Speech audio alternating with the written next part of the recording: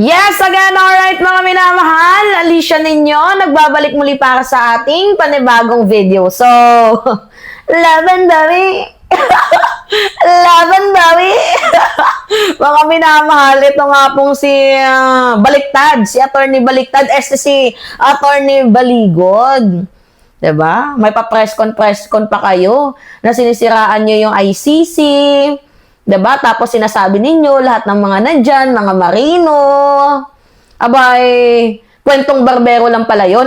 Kwentong marino lang pala yun. Hindi pala totoo. Umamin, mga minamahal, itong si Baliktad, itong si Attorney Baliktad, na hindi niya daw sinabi yung tungkol sa $2 million na yan.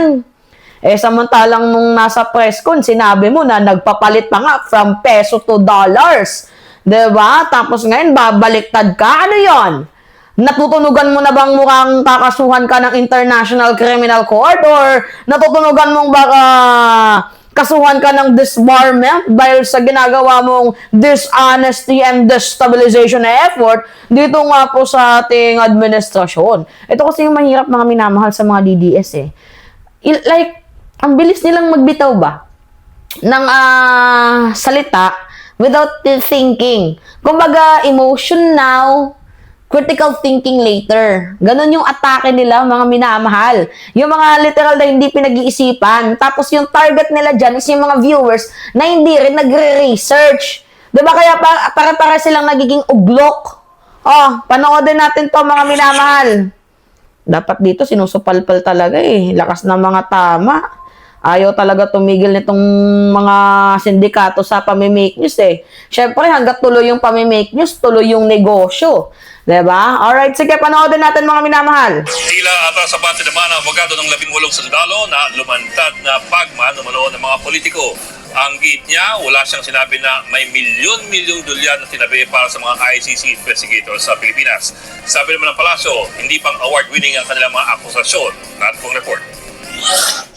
Actually, siguro natakot yan kasi kakasuhan siya na Trillanes. Hindi talaga titigil si Trillanes sa mga minamahal kasi, they are trying hard to put an effort para yurakin ito nga pong International Criminal Court. Siyempre, humanap sila ng way para nga po malihes ang usapan. Diba? Nililihis nila mga minamahal ang usapan na hindi mo na mababawi yan eh. May naniwala na sa'yo eh. Diba? Yung tanging paraan lang dyan is makulong ka na lang. Oo, bigyan ng karapatang parusa ang ginawa mong kasalanan at hindi ito dapat palagpasin. Diba? Ano yan? Marcoleta din yung atake, mayroong mga peking witness. Wala dyan sila sanay. Dyan sila magaling, mga minamahal. Sa 18 nagpakilalang dating sundalo at marino na bagman umano ng mga politiko, karamihan daw sa kanila ay na-discharge dishonorably o tinanggal sa serbisyo. Kinumpirma yan mismo ng Philippine Navy. Ang iba naman daw ay retirado in good standing, habang dalawa sa kanila ay hindi raw kailanman naging marino. Bagay na nakalagay naman daw sa affidavit nila ayon kay Atty. Levy Baligod sa programang Storycon ng One News. The 18 never claimed that all of them belong to the Marine Corps.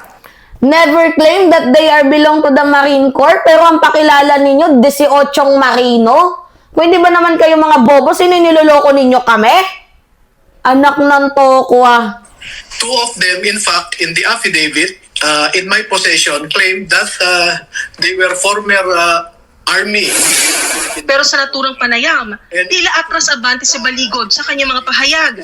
Iginigit niya raw kasi na hindi niya raw sinabi na may napuntang $2 million sa International Criminal Court na mula sa mga bagman. There is nothing in the affidavit. And also, I did not say anything that the $2 million went to the ICC. Pero sa press ko nila kahapon, sinabi ni Baligod na inutusan umano ang mga bagman na ipapalitan nga sa dalawang maleta na tig 56 million pesos na dolyar. Ang katumbas niyan ay $2 million. Kung para saan yan gagamitin, ito ang sabi ni Baligod kahapon. At ang sabi ng mga executive assistants ni Ginoong Saldico ay pinaghahandaan daw nila ang pagdating ng foreigners. At kalaunan ay nakilala ng mga ito na ang foreigners na binabanggit ay mga ICC investigators. Pero nanindigan pa rin si Baligod na may binigay pa ring pera umano kay dating Senador Antonio Trillanes. Hindi niya nilinaw kung magkano, pero para rin daw yan sa ICC investigation sa kaso ni dating Pangulong Rodrigo Duterte.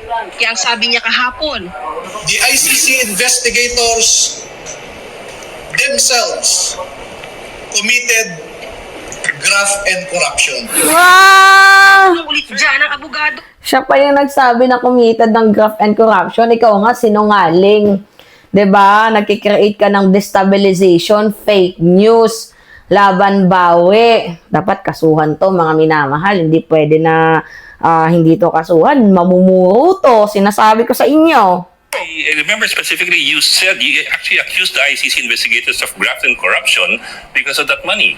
You can go over the press con and you will be cleared na ang sinabi ko may mga ibinigay kay Sunny Trillanes na pera, pati yung hotel accommodation nila ay binayaran ni Saldico at nakasaka ni Sunny Trillanes. Yun po ang sinasabi ko na merong corruption, merong bribery. And Well, that's what I was asking. Una na rin pinabulaanan ni Trillanes ang naturang akusasyon. Itinanggi na rin ng palasyo maging ang paratang ng mga sundalo na dinalhan din nila ng mali-maliatang pera si Pangulong Bongbong Marcos. Pinauubayan na raw nila ito sa NBI at PNP. Lousy script. Lousy! Hindi pang award winning. Hindi malinis. Alam mo, nami kasi sinungalingan. Kabilang din sa pinangalanan nila na nakatanggap ng pera si MMDA General Manager Nicolas Torre III. Pero hindi raw apektado dito si Torre. Kasi hindi ka natin alam kung yan ay kaya nilang isubstantiate at tataasan nila ng kamay para sila ay mag-subscribe dyan. Tanging salaysay at mga litrato ng mga maleta pa lang ang pinapakita ng 18 sundalo sa kanilang pahayag. Just as we know, Tanging maleta lang, walang bank record, bank paper trails, or other supported documents na makakapagsabi na yes, meron talagang ganyang malaking amount. Pero picture, pwedeng ma-edit yan. Diyos ko! especially when they're not signed, mean nothing. Where's your evidence? as I said, you await after I have filed it with the Ombudsman. And going Nagbabalita mula sa frontline. 'Di ba? Oo. Grabe nitong dishonesty. Puro palpak. Mali-mali yung script. Sabog. Oo, mga minamahal. Parang sinaulo yung script kaso hindi nakabisado eh. Directed by Mike Defensor. 'Di ba? Attorney, alata namang maling landas niyang napasukan mo. 'Di ba? Hindi kayo papaniwalaan ng judge niyan. Panggulo kasi yung ginagawa ninyo. Pangit ng script ninyo, hindi consistent. 'Di ba? Gawa-gawa. O tingnan ninyo, o, tatak Duterte talaga, tanim ebidensya. 'Di ba? Dati tanim bala. Oo, para sa mga tanim baril. Ngayon naman, tanim ebidensya. Kuwang-kuha nyo yung UNESCO. Hugas kamay. 'Di ba? Biglang hugas kamay. Yung nasa picture, nagbibilang ng pera. Tapos mayroong rice cooker dun sa gilid. Ano yun? AI generated? Ano yun? Yung binibilang yung pera, naka-rice cooker?